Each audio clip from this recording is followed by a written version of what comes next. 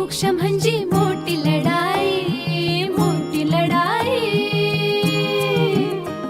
अन हत्याराचं फुलावानी हाव बिघाई, हाव बिघाई.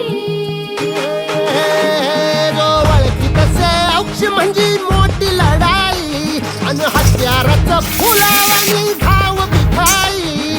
गळ्यामध्ये पडल त्याच्या माळी जयाची, गळ्यामध्ये पडल त्याच्या माळी जयाची.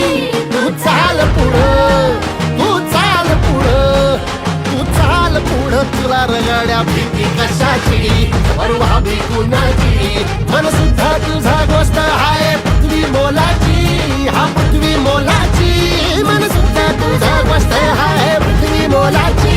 तू चाल पुढं, तुला रगड्या भीती कशाची.